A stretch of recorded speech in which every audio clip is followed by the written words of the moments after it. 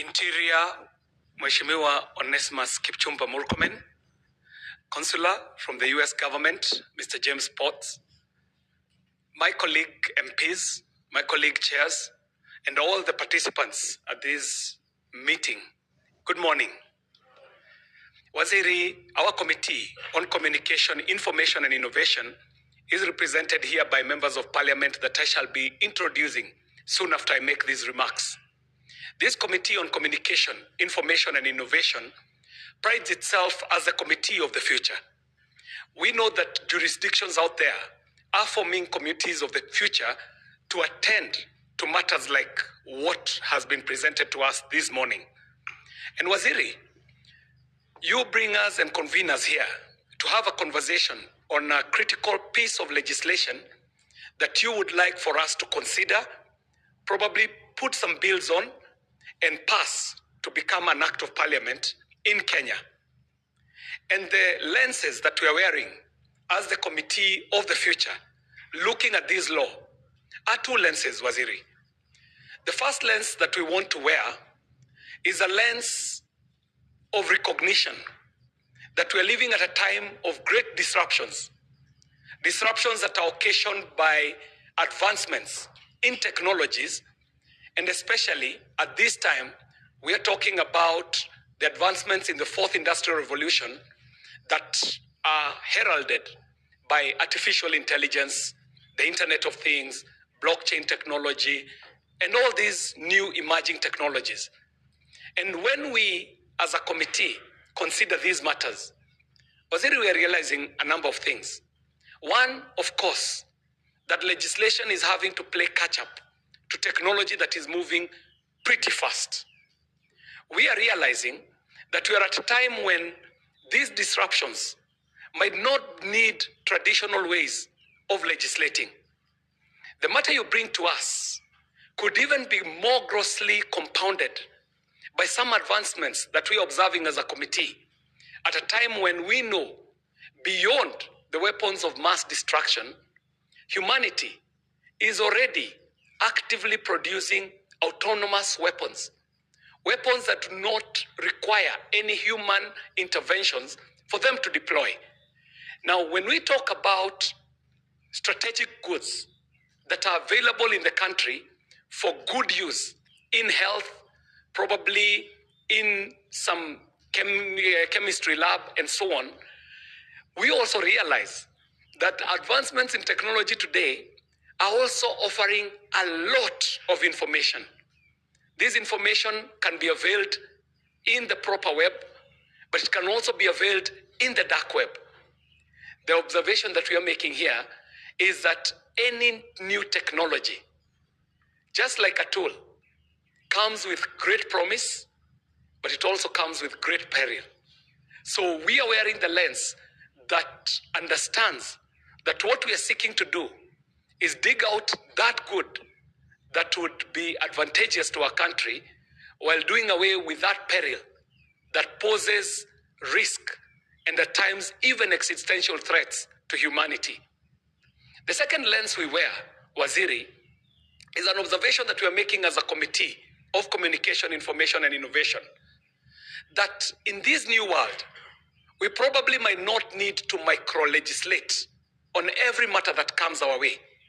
So as a committee, in this session of parliament, we have been combing through the laws to see what is that law, legacy law, that we can repurpose for new use. What are those new old laws that we need to retire? And what are those laws that we need to probably combine to come up with super laws? Because in the advancements that we are seeing, if you micro-legislate, you will end up making laws every day that speak to very minute issues on very diverse topics. And by the time you're done legislating on those laws are already obsolete because technology has already taken off to a new place.